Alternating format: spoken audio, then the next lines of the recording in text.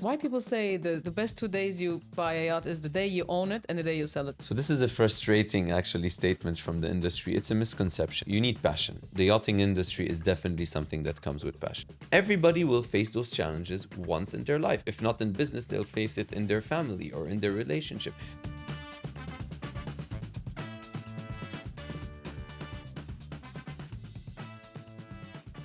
Hello everyone. I always laugh when I'm facing a friend. Sorry. Today we have Karim Chammas. Kifak Hayati, ça va? It's hi, Kifak Sava, if you Hi, want to do Kifak, the ça va? joke. How are you? How is your family? Thank you, Funda, for having me. Setup is Thank you for great. Let's coming. do this. You were like one of the first people I met. I think 1 year after I arrived, I met you, and That you're is always such a correct. welcoming And we met on a yacht. attitude. We met on a yacht. We That's met on true. a We met mega on a yacht. yacht. Yeah. Of course. Now we're at UB Studio.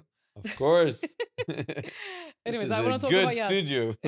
I want to talk about yachts, though. Yeah. As a yacht broker, I don't know if you call yourself a yacht broker, but Yes, that's correct. why people say the best 2 days you buy a yacht is the day you own it and the day you sell it?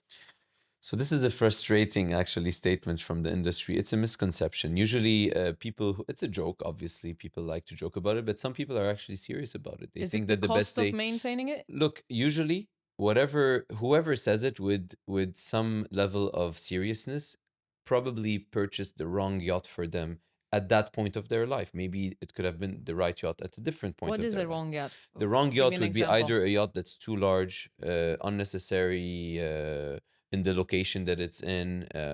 So because there are other solutions, you can always charter a yacht in different locations instead of buying one. So maybe they don't use it too much, or they end up getting mechanical troubles sometimes if they buy the wrong yacht. Again, the wrong yacht could be a lot of stuff. If you buy a used yacht which hasn't been surveyed properly, which hasn't been checked by professionals, then yeah, you could end up with a lot of bad surprises, and you end up having a bad experience. And it's frustrating. And I understand every yacht owner that says that sentence. They were ill advised to start with, or they chose the wrong yacht, in my opinion. But I understand their frustration. I've been a yacht owner of several boats up to 15 meters, and I understand the frustration when you're coming to the boat, you want to go out, enjoy a nice day, and something happens, or if you don't use it anymore, you travel from the country and the yacht is there not being used, and you're just frustrated, like, I'd like to use it, It really but I'm needs not care. finding the time for it. It really needs care. A yacht needs care. I mean, She needs care. She Yeah, needs she care. needs yeah, we like to call the yachts she in the industry. It was one of the first questions I asked. You were showing me the yacht, and you kept Yeah. saying she, and Yeah. we used to go on a family trips on a gulet and such, but I mean, in Turkish we don't have that She. saying, and you kept saying she. I was like, why it's called a she? Why it's called a she? So look, it's it's just something that all the industry actually ends up using and uses. I think I'm pretty sure there's a lot of reasons. There may be proper reasons, but I'm pretty sure that there is. I mean, any yacht owner knows that they end up feeling about their yacht like they would feel about their wife, partner, woman, daughter, maybe. So there, like, the care that you put into the yacht is so immense. It's very different than what you would care for a friend, or it's really, it goes on that level. So we use the she. I think also, and I like to think that the yacht is protecting you, when you're on the yacht, on the water. Okay. It has that protective factor, it has that care factor. It's caring for you in a storm, or so it needs to be there to take care of you while you're at sea. And I guess long time ago, obviously, they needed to be cared by at sea. And I know a lot of the goddesses could be maybe reference to those goddesses protecting them at sea, like the Poseidon is what's so Poseidon would be the one, the god of the sea, for example, that's creating the storms. Somebody need to protect you from those storms or from the heavy sea, and that would be your yacht, and that's the feminine that's protecting you, I guess. It's a nice way of putting it, but I know people even producing yachts. I know a lot of people course. in the sector in time, but still, I never met someone who was as passionate Really? as you are. And also, I appreciate that when you do something, you learn every single information out there about it in a crazy level that you would drive me OCD crazy level. by giving so much information. I'm like, I don't need this much detail, please, Karim. So, but when you do something, you'll do it to the 100%. So you need passion. The yachting industry is definitely something that comes with passion, and I think my passion started when I was a small kid. I went on the yacht of my uncle. It was an open style like coupe yacht, but so he stops at dolphins, and I was maybe 5, 6, and we stopped to see dolphins. He saw dolphins. He stopped. He's like, dolphins, dolphins, and they only hear, all the family just hears poof. They look, and I was already in the water out there, and the engines are on and everything. So I'm very passionate about the sea also. So there's something about the body of water, the sea, that really, really attracts me. I can never live too far from the sea. I love the mountain also. I'm a skier, and I love to go skiing, but I do love the not longer than a week basically. So I do love the sea. I like to call home somewhere that's close to the sea. Even in the US, when I lived there, I was in Santa Barbara on the sea with the waves. In Lebanon, the sea is there. Here, Dubai, the sea is there. In the Red Sea, when I've been there, the sea is there. So you In cannot Cyprus, live the sea is anywhere there. without In it. Greece, wherever I live, the sea is there right in front. So it's very important. So Then would you I do say I have, cannot live anywhere if there is no sea? it would be very difficult for me, really. And actually, one of my, maybe we can share, one of my dreams is to actually live eventually on a yacht. Oh, really? I So I didn't know would that. love to live on a yacht and be able to spend and go with the business, obviously. So to be able to spend the winters in the Middle East and the summers in the Mediterranean. The sea is a big factor in my love of yachting, but also the yachts, because when you travel on a yacht, every time you go for a trip, it's like you traveled. It's literally, and That's true. actually, you take off from the marina. Maybe 45 minutes, but You you take feel off and you land into the marina. Those words are actually yachting terms. They're not aeronautical terms. They started as yachting terms. So you're actually leaving the marina and you're traveling into a body of water. It's not with the roads. You don't know where you're going. So it's really a travel, and it's an endearing, beautiful moment usually. And it doesn't matter what you're doing, whether you're gonna go out with some friends to do a barbecue on an island, go out for a lunch at a restaurant, arriving there in class by with your yacht, having your if it's a big enough yacht, you have your chef on the yacht preparing everything, going in a creek that's untouched, nobody there. It has a lot of advantages. Again, when you're buying into a yacht, you're buying into the lifestyle.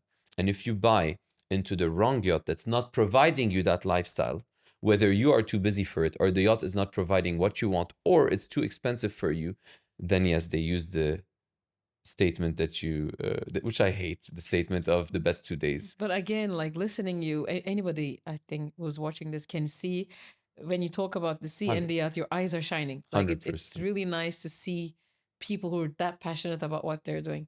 So after you graduated I was from known. university, I'm gonna tell a small backstory. I started actually as Deloitte at Deloitte as a consultant, um, and I am known.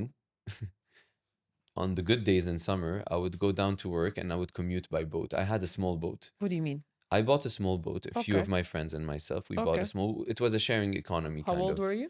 Um, 22, 21. Okay. We put in a few $1,000s each and we bought a nice small boat.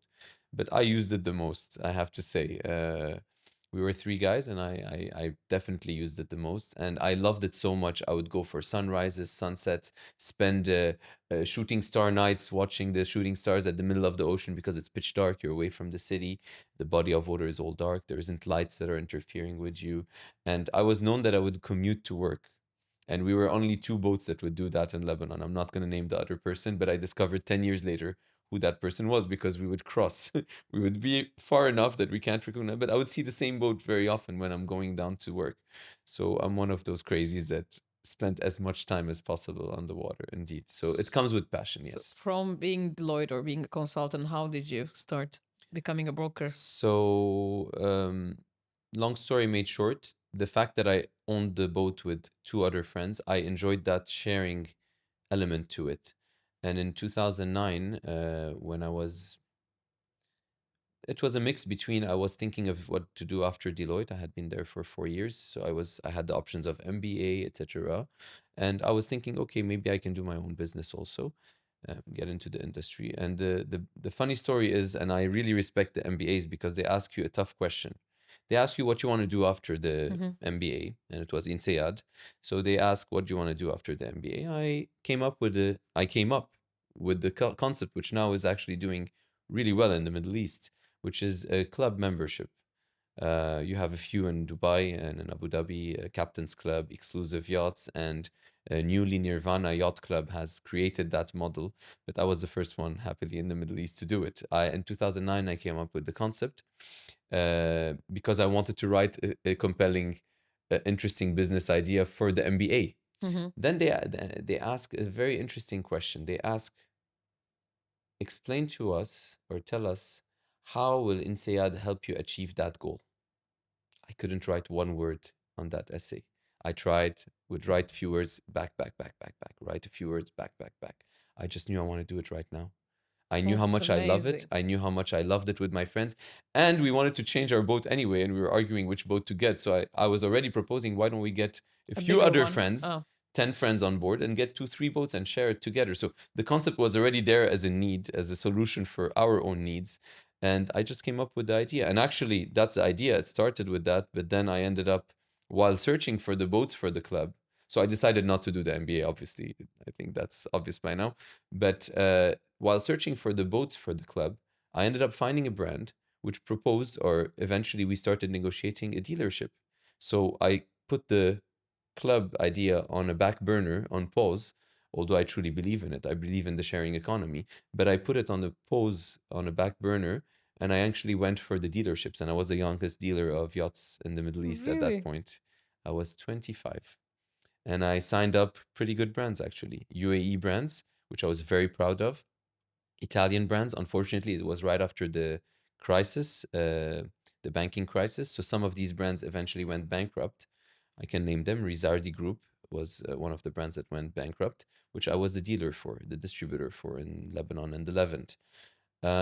Eventually, I also took other brands, Italian also. I have a small affinity for Italy, I guess, for the designs. Although right now I represent Sunseeker in the Gulf, which is a beautiful English brand. It's a Rolls Royce of yachts. But How back then I took Sessa Marine, which is an how did Italian brand, and I this was very young, how did very the young. situation in Lebanon in general always affected your business? So unfortunately, and that's part of maybe the entrepreneur's journey, failure is part of the journey. And it's sad when you have to fail, or you're compelled to fail, or it ends up Out in of your a corner control. for something that's completely out of your control, which is the I'm gonna call it the geopolitical status of Lebanon, but it's mainly political because geographically it's perfect. It's on the Mediterranean. We have a lot of days that we can use the boat. It's a perfect area for yachting, but as good as Turkey, by the way. Turkey is nicer. No, You no, have don't say nicer that. No, creeks. no, I no, no. have. You're the No, lady. no, I no. have to. Yes, we have. No, no, no, no. Lebanon is better. No. No, Lebanon is a beautiful coast. We have the beautiful islands in the north. We have all the creeks, but especially we have the lifestyle, which you don't have similarly I in love Turkey. Lebanese people. We I have love the these lifestyle. friends. We Yeah, go yeah. to the restaurants. We go. We enjoy a swim. Then we enjoy You guys a definitely few know how to snacks on the party. boat. We enjoy another swim somewhere else. We see some dolphins, and then we go to a restaurant. And you know how it goes. The all of the best restaurants that have opened eventually in Dubai have started their journey in Lebanon also. So they were failed journeys also, which again, because of the geopolitical status of Lebanon, But I know, ended up. like, since you're passionate about yacht, I know you're passionate about Lebanon also. So you could have looked in the picture and said, "Oh, there are like geopolitical risks here. Let me do this somewhere else." You never did that. How you're attached to yachts, you're attached to Lebanon also, which I appreciate. So that's why I lasted maybe that long, but Yeah. eventually you have to take a decision. I lasted until this year. The war that was happening this year was the last drop. I had a real estate, so I did divest or invest into a few things other than yachting. We were doing a real estate project on a 70,000 square meter land. Unfortunately, that is on pause now, and the war in I can Lebanon imagine. gave gave me the push to actually come. I've been coming to Dubai since 2005 for work, but so I consider this a second home. My sister lives here for 12 years fully. She considers this home, and I can call Dubai home now. And the Middle East in general has been welcoming to us Lebanese who had the need to leave because of the situation. Definitely after a banking crisis in 2019, where the bank froze a lot of the assets, Assets. all the money. Number two, the political crisis that unraveled after that. Number three, COVID. Number four, the explosion of the Beirut port. The 4th of August was It a was really, huge hit. yeah. And then again, now the war and a few other events in between have definitely compelled me to, first of all, scale down and scale to a minimum right now. If you search in Lebanon, boat rental Lebanon, I'm still the highest ranked, and I will keep that company opened. But I am not gonna, for the time being, grow in Lebanon. Unfortunately, I see very good days coming for Lebanon, but the next few months are very critical, as we all know. And I know you could have done easily family business, and you, you were insisting to not to choose So your you're path. opening all the topics that you know of me. You were insisting to not to go to that path, and I'm gonna do my passion and like let me do this fully, you know. So I'm gonna tell that backstory also. It is backstories with Funda, isn't it? So I'm gonna tell that backstory now. Um, my great grandpa is the first one that I think, which I know of, that started in the insurance world. He established Assurazioni Generali, which is the, let's say, the government owned uh, insurance company of Italy. And he established it in Lebanon, right in front of the parliament. There's the buildings there, Assurazioni Generali. So he was a big player in the insurance world, and Alitalia also in the, aviation world. Um, it skipped a generation. My grandpa did other stuff, but my father also was in insurance. My father established a couple of companies and was the head of Arabia Insurance until he retired. And when he retired, it was around the time that I was thinking of doing my own thing. And he did propose and put on the table, let's open up a brokerage company, because he has a lot of contacts in the industry and is quite respected. And fortunately, unfortunately, there's a Chinese story. We'll say it later, but there's a good, not good, who knows. But fortunately, unfortunately, who knows. But I started my passion. I decided to go with my heart, and I don't regret any moment of it. And funnily enough, the circle goes the full way around, and I'm back into insurance after many years of maybe resisting that family trade, I guess. I'm back into insurance. We've invested in Yalla Compare in Dubai, which is a online insurance aggregator which does very good comparison rates. So we are brokers, yes, but we are doing the extra mile with every one of our clients, which your brother actually is aware of right now. But we go the extra mile with every client. We really want to. We call it nikhdum in Arabic. We really want to be there to help people out, to help them understand this world, which could be a bit weird. And it happens. You only reach the understanding that there are things that you were, let's say, cheated on. Sometimes you feel that you're cheated on once the problem happens. Mm-hmm. And the problem of that industry is that it lacks some of the virtues and values. And I'm a person that believes a lot in the virtues and values of the business, but it needs to start with the person and the individual. And it lacks a lot of transparency. Let's say the insurance world, they go for price cut, but they're not being as transparent as they should be. I'm a person who doesn't like to, I like to give all the information and then let the client do an informed decision. I'm a true believer of informed decisions. Unfortunately, a lot of the world goes for, the bottom line of the month, or of the, so what are the numbers at the end of the month. And too little is being given in training, in my opinion, for getting employees in all companies trade on virtues.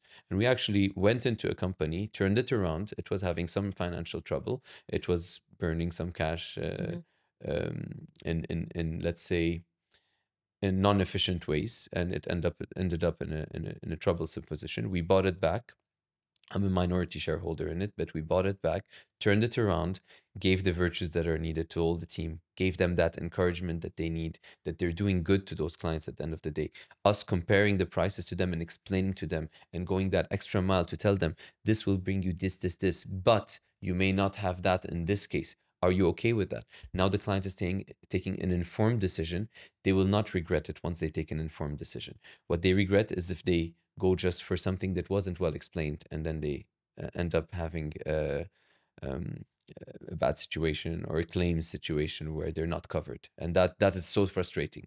What I can relate here is also when when you graduate, as a 23, 24-year old. We're very, we see the world as more with corners and more rigid. Oh, I will can do this. I won't do that because I don't like it. Even like I remember saying, I'm not gonna sell any carpets, I'm gonna do something else and all, We have like strong opinions about things. Yes. And later life teaches us that you shouldn't be that rigid, Yes. You can say, okay, let me invest in this, but still do my passion. But we're like, no, no, no, I'm gonna do something I like and blah blah blah blah. But then life teaches you that you don't need to be that edgy about things. You know That's what? how I'm a true what I believer learned. in this what you're saying. Yeah, life pushes you back. Maybe the universe, God, life pushes you back into, let's say, a direction that is more fitting, even though you resisted Yeah. it in the past. So it kind of brings you back the whole circle, as I said.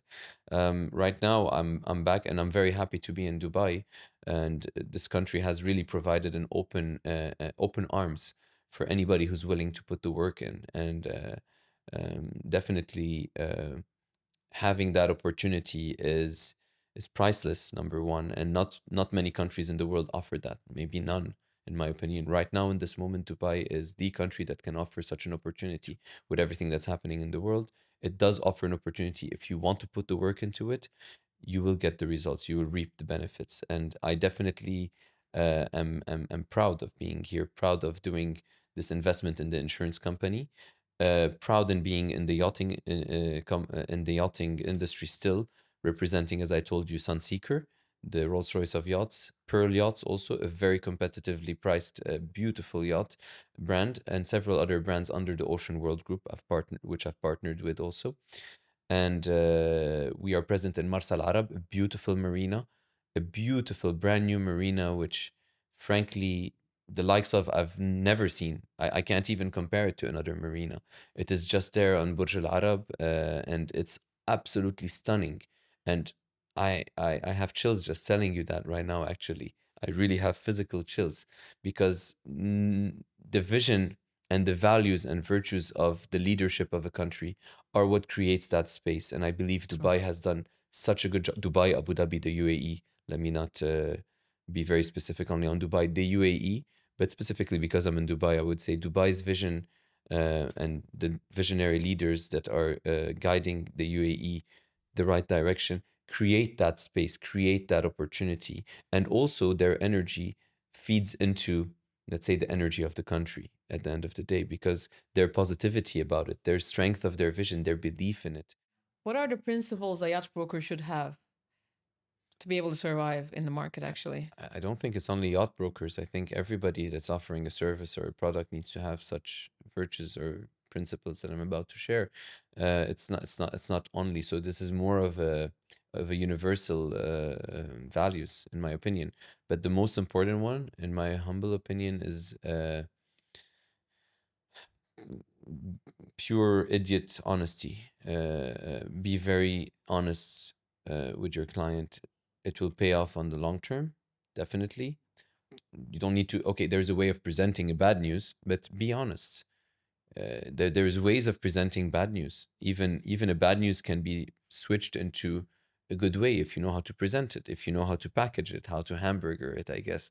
You put the bad news in the middle, but you're, giving a nice warm bun on top and on the bottom, and it just makes the news just better tasting. It's about really giving a I truth, know. but saying, look, we're working on it, we have the whole team working on it, but this has happened, and we're resolving it. You don't need to worry. We're going to keep you posted on everything. We're going to keep you, hold your hand every step of the way. Um, you're dealing with high net worth clients at the end, and these people are very cautious about like what they're buying. Is anybody trying to screw them, or like what's going on? Because in real estate business, anywhere if there is a brokerage, there's this feeling of sketchiness and, oh, I have to be careful.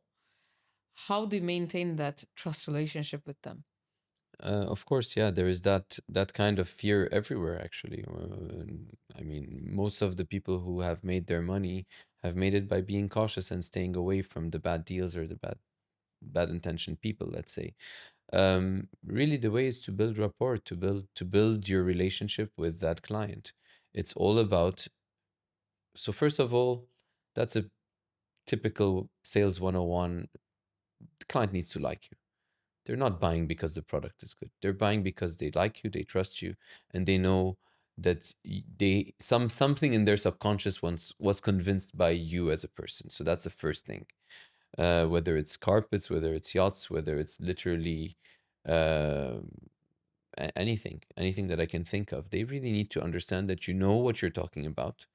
They need to like you as a person, as an individual. So the learning how to be charming is important for life in general, because even if you're working a desk job somewhere, you need to convince people, and being charming will always get your way, and having those virtues and But principle will which, always reach. Sorry. for someone to like you, something in the way you're being can be something triggering or uncomfortable with them, regardless of you being nice. Of course. Then with what you say, the deal might not go through because just that there was something that is uncomfortable with you about it. Maybe it's about his past or his opinions or the way you're being.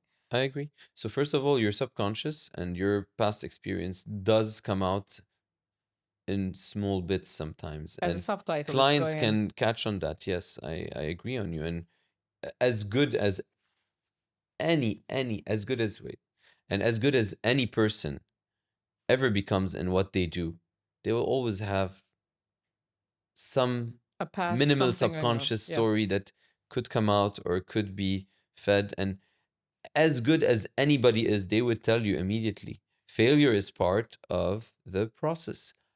Failure is part of that process. You're not going to get 10 out of 10 of every client that you approach.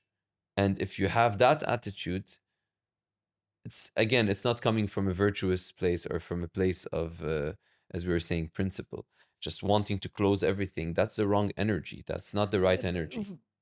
I think we were used to be like that. I was used to be sad about every deal that didn't go through. I was I sad. was God knows, I I would would go really like into I wouldn't go out. I'm like I don't want to meet you guys 100%. today. We've all I'm been really there. like, but then it start to you start to become start to normalize it, and it's Because a it's flow of life. traumatic. Failure is traumatic. Maybe it's, we can get into this topic, but maybe another backstory. We can get into the topic of education. Education, the way that it's set up, is set up that if you fail, you're not passing. If you, and I'm not saying just give A's for everybody, but you know, educating people on grades or on tests and on getting a grade at the end, which is either correct or not. Or I think I think students are not taught how to fail and how to deal with that failure and find solutions to deal with that Yeah, failure, and especially the on system an kicks you inside, out. way, in a psychological way. There's not enough work being done, definitely not enough work being done on that level. Again, whether you're an entrepreneur, a desk job, it doesn't matter who or where you are in life, it doesn't matter where you've reached and or where you're starting. It's the same thing. You will have the same, you will experience, we're all experiencing life. And life comes with specific, let's say, tests. Let's call it tests or challenges. Everybody will face those challenges once in their life. If not in business, they'll face it in their family or in their relationship. But those challenges will exist. And they are the same, they're the same theme. And the lesson that is learned, whether it's through business angle of it or through a relationship angle of it, you will have to learn that lesson.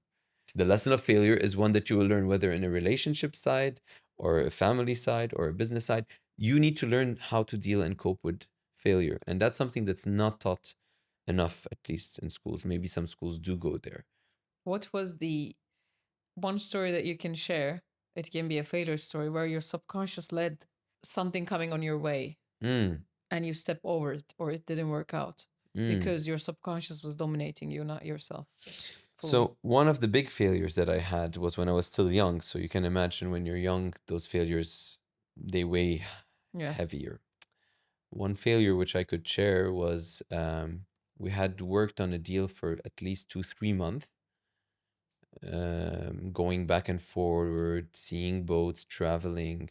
All of that is on my expense at the end of the day. I'm my own boss as an entrepreneur. So I'm investing my time. I'm investing my money into trying to get this client to buy a boat with me. They're trusting me. They're liking me, etc. It started with finding the right boat, and that a whole process already. And we were successful with that part. And then it started with the price negotiation. We were kind of successful with that part. We reached the final price that I can offer on that boat, literally. And it wasn't even, it was a stock boat with another distributor. So they had their cost that they cannot go under. It wasn't negotiable eventually. And eventually, so this yacht was supposed to be to the daughter of a real estate magnate. I'm not going to mention who or where, but it was for the daughter of a magnate, of a real estate magnate. And eventually, when her and her husband and her family decided which boat and agreed on the price, she then says, "Now it's time to negotiate with daddy." Okay. So then we get transferred to Who's the daddy's decision team. maker? That is a Daddy decision is maker. the pay. I didn't know. In this case, daddy is the Decision maker. bankroller and the decision maker, which I wasn't aware of from the beginning, or was led to think that they are the decision. So once it reaches dad's team, that becomes with the lawyers and with all of the, let's say, the fine detailing. And he's a client of one of my competitors. He's already purchased big yachts from a competitor. And that's that took maybe a month. So we set up everything. The lawyer, by the end of the process, his lawyer knew that I'm working for them, no longer trying to sell them. I'm actually protecting them with who they're purchasing it from, which is The company that another company, you're working, but somebody in the industry, another broker, let's say, another distributor that was holding the boat. So once the lawyer had finalized all the legal documents, approved everything, we had to pay the last spot on a ship that will carry the boat to make it on time for the season. So that was the last ship coming out. Actually, it was in Dubai, the yacht. And that was the last spot on that ship coming to Lebanon. And we had to reserve that spot, or else if you don't reserve that spot, it's gone. And we had already, and I had renegotiated with the father, retook a hit from my commission, which was halved, and kickback. pushed the distributor to also take a kick on it because it was serious and it was about to be sold. So we did that last push with the father, and I said, take it or leave it eventually. And he understood it was a take it or leave it at the end. But he had to reserve a spot on the boat. The day of the last chance of reserving that spot and paying for that, radio silence. Total radio silence. Nothing from the side of the. I was calling them, no answers. One of the phones was closed, even. Nothing. It would drive It me was so nuts. frustrating. So frustrating. I was still young. It was so frustrating. It would be frustrating I even was now. under 30. It was so frustrating. And the day passed, and I knew I lost the deal because the boat cannot be on that ship anymore that would transport it. And the deal But went it away can. for $4,000 of reserving the But spot. they Four can. thousand dollars or $5,000 Can't to they reserve the spot. reserve it or another No. month or So have what it? happened? So the deal literally fell through on the last stretch at the last minute. And after that, I had a big traumatic experience from that, and I started a belief which led me to believe that I will always lose the deal Last on month. the last minute. And I indeed lost a couple of deals, which I can share. But I lost a couple of deals, 2 or 3 deals at least, on the last minute, literally. And I think it's my belief now that subconsciously I would do some mistake and it would fail on the last minute because of something maybe that I pushed too much or did wrong, and or the universe is trying to help me cope with that and accept that type of failure of the last minute, that it's okay It's to happen. not I don't know different what than the happened. first minute Anyway, failure, maybe. alhamdulillah, I've dealt with that trauma, How but did that you? trauma was a big one, and it affects your We pocket all have eventually. beliefs about the way we're being. 100%. I'm this kind of person. This will happen to me always. 100%. How did you switch that belief? How did you Oh, a lot replace of it? work. A lot of work on myself. So actually, that story and those failures maybe are the ones that led me to get into the world of um, let's say the world of self-work, the world of self-improvement, working on things that aren't taught in school or university. Even life doesn't even, it's you need to search for it. And I think there's that state that there's a quote like seek and you will find, or so I believe in that, because once you're starting to search for something, it's very weird how it happens, but the universe, God, the universe, Allah, just puts that on your path, and it just happens to be what you need. And sometimes it could be a challenging path. So God puts something on your path that you need, because maybe for you to break this cycle, you need a slap sometimes from the universe, from a situation that will get you out of that trauma. It's like a shock therapy from the universe, you know.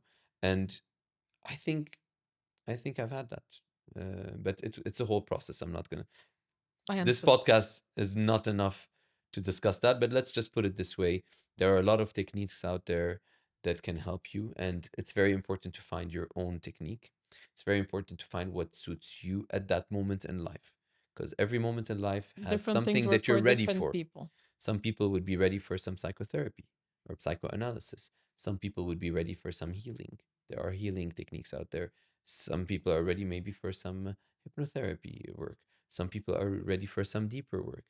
There are some platforms that can help you. I'm gonna benefit people that are listening. There are some platforms that can help you at the comfort of your home just to improve, like Mind Valley. I know you're aware of Mind Valley.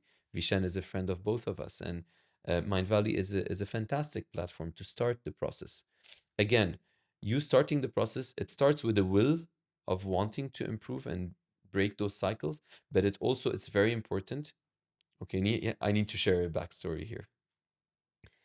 There is the survivors, I think it's called the survivor's bias. It's a story during World War. This is a very nice story, by the way. It's a story during the World War where the planes were coming back from battle. I think English planes against Germany. They were coming back from battle, and they were coming with holes because they were being shot at. Okay, and they would land, and the engineer said, "Oh shit, There are these." holes. Oh yeah, so the engineers would said, "Oh, there are holes in these areas. These must be weak areas. We need to reinforce them." So they reinforce the places where the holes were. That's what the logic would say. Oh, reinforce those places where the holes are, and it will work out, and you will fly fine. So they would go back to battle, come back, and still some planes wouldn't come back. The same ratio of planes wouldn't come back until a very smart engineer came and said, no, it's the places which don't have holes that we need to reinforce, because those are the places where the plane is getting shot and not coming back. Think about it for a second. The planes that are getting shot and not coming back are being shot in areas which cannot be seen because they haven't survived. So the survivor bias is to try to Oh, protect the areas from the survivor side, but they came back safely. they Yes, survived already. you're going to reconstruct the wing, but they came back. The wing being shot at that area does not affect your rate of survival, but the wings being shot at the areas that are unknown, that's the problem. So a lot of the self work and a lot of the I'm gonna diss a few people by and upset a few people by saying that, but a lot of the secret crowd that say, oh, manifestation and all of that, those are survivor biased people that maybe didn't have the blocks or the traumas that are stopping so many others of I manifesting and agree getting there. so much. I Because agree so much with and it's that. because it's so easy when you succeeded in an easy way You have to no say, idea how it this is what is. you need to do. Yeah. 1, 2, 3, 4, 5, you'll succeed. What's very difficult, is to actually know for that specific person what that specific person has as traumas. And that's why self work needs to be done in parallel with the general manifestation work or whatever people talk about.